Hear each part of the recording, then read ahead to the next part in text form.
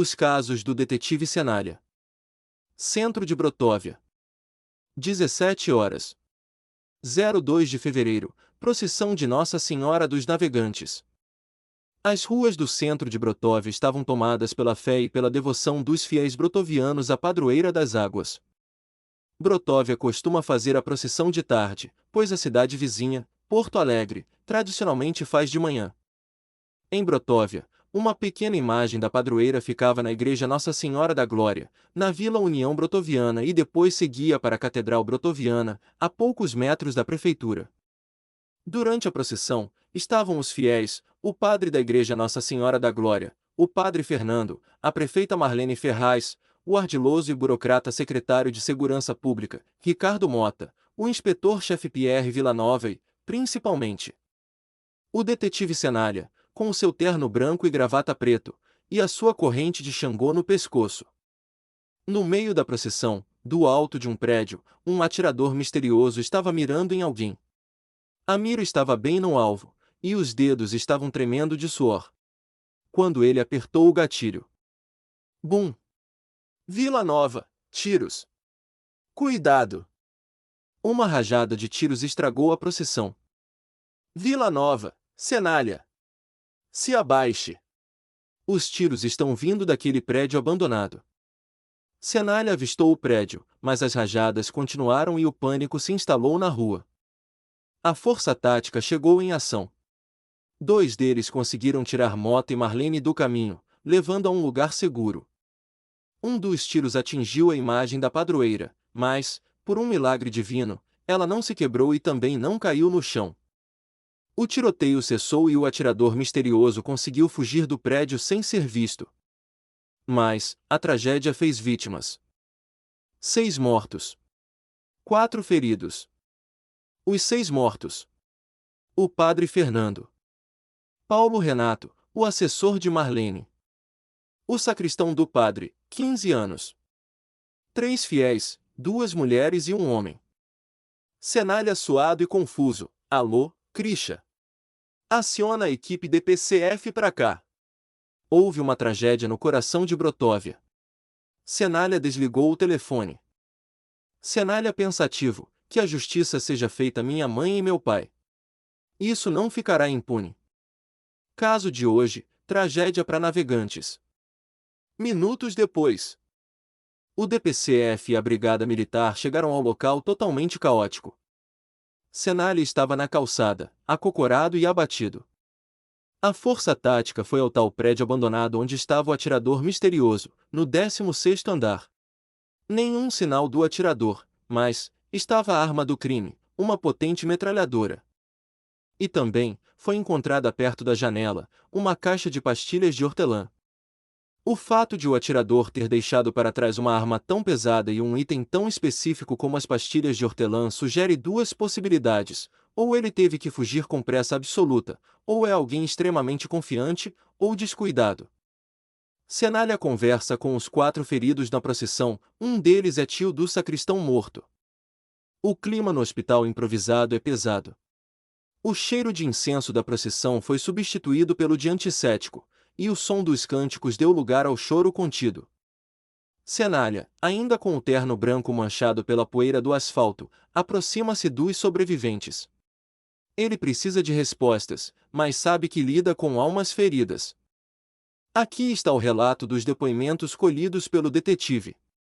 Dona Célia, fiel, eu vi um clarão vindo do alto. Pareciam fogos de artifício, mas o barulho era seco, como se estivessem quebrando madeira perto do meu ouvido. Notou que os disparos pareciam seguir um ritmo, não foram aleatórios. Senhor Alberto, fiel, eu estava logo atrás da prefeita. Quando o primeiro tiro pegou na imagem da santa, todos correram. Eu caí e fui pisoteado. Confirmou que a prefeita Marlene era quem estava na linha direta dos primeiros disparos. Jonas, fiel jovem, vi alguém se mexendo na janela do prédio antes de começar. Parecia que usava algo escuro, talvez uma capa ou um casaco pesado demais para o calor que fazia.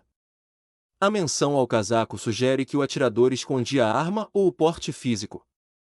O encontro com o tio do sacristão. A conversa mais difícil é com o Sr. Ademir, tio do jovem sacristão de 15 anos que não resistiu. Ele segura o terço do sobrinho, as mãos trêmulas e ensanguentadas. Ademir, ele estava tão feliz, detetive. Dizia que carregar a imagem da santa era a maior honra da vida dele. Por que ele? Por que um menino? Cenária, sinto muito, Ademir. A justiça dos homens pode falhar, mas a minha não vai. Você viu algo estranho antes de subirem com a santa? Alguém que não pertencia à paróquia? Ademir, tinha um homem, perto do prédio abandonado. Ele não estava rezando. Ele olhava para o relógio a cada minuto. Usava óculos escuros, e estranhamente, parecia estar mastigando algo sem parar. Tinha um cheiro forte de hortelã no ar quando passei por ele. A conexão de cenária. As peças começam a se encaixar na mente do detetive. O alvo, o Sr. Alberto confirmou que a prefeita estava na mira, mas a metralhadora causou um massacre colateral. O hábito, o cheiro de hortelã relatado por Ademir bate exatamente com a caixa encontrada no 16º andar. O perfil, o atirador não é um amador, ele monitorou o tempo e o trajeto.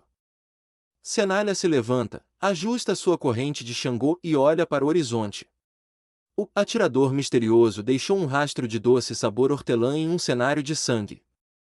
A atmosfera na morgue do DPCF é de um silêncio sepulcral, interrompido apenas pelo som do metal dos instrumentos e o zumbido dos frigoríficos. O doutor João Luiz Paludo, com a sua vasta experiência e olhar clínico severo, e o doutor Thomas Figueiredo, meticuloso e focado, iniciam a dolorosa tarefa de examinar as vítimas da tragédia. A análise técnica revela detalhes cruciais para a investigação de cenária. O relatório dos legistas. Causa das mortes. Os médicos confirmam que todas as mortes foram causadas por projéteis de alta velocidade.